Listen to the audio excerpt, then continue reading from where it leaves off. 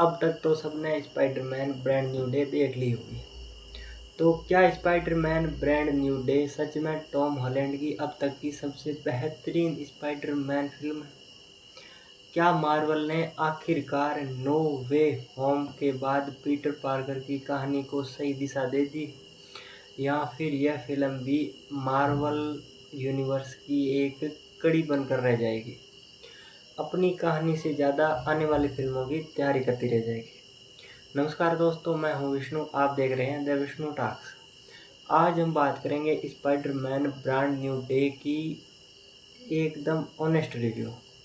इस वीडियो में हम जानेंगे कि फिल्म की सबसे बड़ी ताकत क्या है, या कहाँ ये फिल्म दर्शकों का दिल जीतती है, किन जगहों पर कमज़ोर पड़ जाती है, आखिर क्यों ये एक शानदार फिल्म होते हुए भी परफेक्ट स्पाइडरमैन फिल्म नहीं बन पाएगी। तो वीडियो के अंत तक ज़रूर देखिएगा, क्योंकि आखिर में आपको फाइनल वर्डिक्ट भी बताऊंगा। फिल्म की शुरुआत में एक नई शुरुआत का एहसास होता है। सबसे पहले बात करते हैं फिल्म की सबसे बड़ी खासियत। नो वे होम के अंत में पूरी दुनिया पीटर पार्कर को भूल चुकी थी। उसके बाद उसके दोस्त भी उसे नहीं जानते, अवेंजर्स उसे नहीं पहचानते हैं और उसकी पुरानी ज़िंदगी लगभग ख़त्म हो चुकी है। मतलब कोई भी ऐसा इंसान नहीं है इस धरती पर कि अब वो पीटर पार्कर को जानता है कि वही स्पाइडरमैन है। यही वह पॉइंट था जहाँ से मार्वल के पास एक बिल्कुल नई शुरुआत करने का मौका था, और फिर फिल्म की शुरुआती 30-40 मिनट इसी वजह से बेहद शानदार लगते हैं। यहाँ हमें एक ऐसा पीटर पार्कर देखने को मिलता है जो अकेला है, आर्थिक परेशानियों से जूझ रहा है, अपने लिए एक नई पहचान बनाने की कोशिश कर रहा है, अपनी पहली बार बिना किसी सुपर हीरो की मदद से आगे बढ़ने की प्रयास में लगा रहता है। यही वह स्पाइडरमैन है जिसे कॉमिक्स फैंस लंबे समय से पसंद करते आ रहे हैं। टॉम हॉलैंड की शानदार परफॉर्मेंस। अगर इस फिल्म की सबसे बड़ी ताकत किसी एक चीज़ को कहा जाए तो वो है टॉम हॉलैंड। कई दर्शकों को पुराने वाले स्पाइडरमैन पसंद आ रहे हैं, पर टॉम हॉलैंड की उन्होंने एक बार पीटर पार्कर को अकेले दर्द, जिम्मेदारी, उम्मीद, इन चारों भावनाओं को एक साथ निभाया है। ऐसे कई सीन हैं जहाँ बिना डायलॉग बोले सिर्फ चेहरे के एक्सप्रेशन से ही पूरी कहानी समझ आ जाती है। जब वे अपने पुराने दोस्तों को देखते हैं लेकिन उनसे बात नहीं कर सकते, तब उन्हें एहसास होता है कि अब उनकी ज़िंदगी पूरी तरह बदल चुकी है। और जब वह हर मुश्किल के बावजूद सही रास्ता चुनते हैं, इन सभी पलों में टॉम हॉलैंड साबित करते हैं कि वह सिर्फ एक सुपर हीरो नहीं बल्कि एक बेहतरीन एक्टर है। डायरेक्शन और सिनेमेटोग्राफी। फिल्म का निर्देशन काफ़ी अच्छा है। डायरेक्टर ने शुरुआत में न्यूयॉर्क को बिल्कुल उसी तरह दिखाया है जैसे स्पाइडरमैन की फिल्मों में होना चाहिए या पिछली फिल्मों में दिखाया गया है।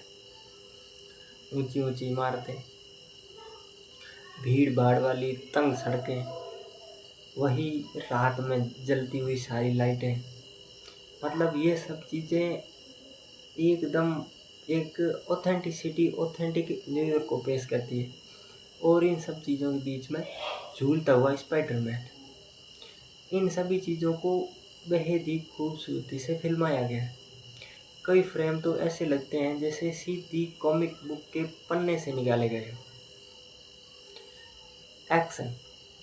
इस फिल्म में एक्शन कैसा है, इसके बारे में विस्तार से समझते हैं। फिल्म का शुरुआती एक्शन शानदार है। इस बार सीजीआई के साथ साथ प्रैक्टिकल स्टंट्स का भी काफ़ी ज़्यादा इस्तेमाल किया गया है। स्पाइडरमैन की मूवमेंट काफ़ी नेचुरल लगती है। वेब स्विंगिंग पहले से ज़्यादा स्मूथ दिखाई देता है। हैंड टू हैंड कॉम्बैट भी काफ़ी बेहतर है। यही वजह है कि शुरुआती लड़ाइयाँ काफ़ी यादगार बन जाती है।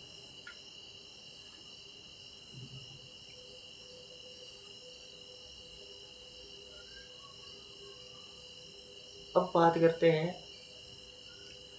बात करते हैं फिल्म की कुछ बड़ी कमियों की। यहीं से फिल्म थोड़ा लड़खड़ाने लगती है। पहली कमी, और स्टफ्ड स्टोरी। शुरुआत में हमें ग्राउंडेड स्पाइडरमैन दिखाई देता है, फिल्म का वादा भी किया जाता है कि स्पाइडरमैन ग्राउंडेड रहेगा, लेकिन जैसे जैसे कहानी आगे बढ़ती है वैसे वैसे एक के बाद एक नए किरदार जुड़ते जाते हैं। नए किरदारों में प्रमुख है द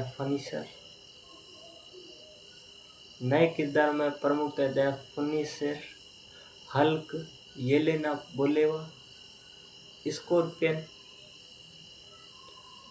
और द हैंड। इन सब और द हैंड जीन ग्रे का भी एक किरदार नज़र आता है, पर उसके बारे में आगे बात करें। इतने बड़े किरदारों के आने की वजह से कहानी बार बार अपना फोकस बदलती रहती है और सबसे ज़्यादा नुकसान होता है पीटर पार्कर की व्यक्तिगत यात्रा को, जो हमें शुरुआती 30 से 40 मिनटों में दिखाई गई है। कई बार ऐसा महसूस होता है कि हम स्पाइडरमैन की फिल्म नहीं बल्कि MCU की अगली फिल्मों की तैयारियां देख रहे हैं। अगर कहानी सिर्फ स्पाइडरमैन उसके संघर्ष तक सीमित रहती तो इसका भावनात्मक असर कहीं ज़्यादा मजबूत होता, पर हम भी ये समझ सकते हैं कि मार्वल यूनिवर्स की सारी फिल्में एक दूसरे से इंटरकनेक्ट रहती है। दूसरी कमी या फिर दूसरा बड़ा बदलाव क्या हो सकता है? MJ और नेड। नो वे होम का अंत मार्वल की सबसे इमोशनल घटनाओं में से एक था। पूरी दुनिया पीटर पार्कर को भूल चुकी थी। दर्शक उम्मीद कर रहे थे ब्रांड न्यू डे इसी दर्द को आगे बढ़ाएगी, लेकिन ऐसा पूरी तरह नहीं होता है।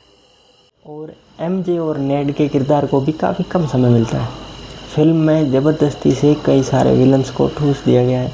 अगर किसी एक विलन पर बहुत ज़्यादा फोकस किया जाता तो ये फिल्म बहुत ज़्यादा इम्पैक्टफुल लगती।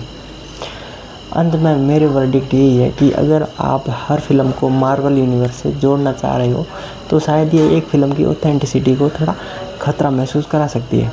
बाकी एट द एंड फिल्म की सिनेमेटोग्राफी, फिल्म के म्यूजिक और सारे एक्टर्स की एक्टिंग टॉप नॉच है, तो फिल्म मस्ट वॉच है। मेरा इस फिल्म को रेटिंग है 10 में से 9.5। आपका क्या रिएक्शन रहा फिल्म को पूरी तरह देखने के बाद? क्या फिल्म में और ज़्यादा इमोशनल मोमेंट हो सकते थे? क्योंकि जिस टोन पर उन्होंने नो वे होम का एंड किया था, क्या उसी टोन को थोड़ा और उठाया जा सकता था? कमेंट में अपनी राय ज़रूर बताते हुए जाना। बाय।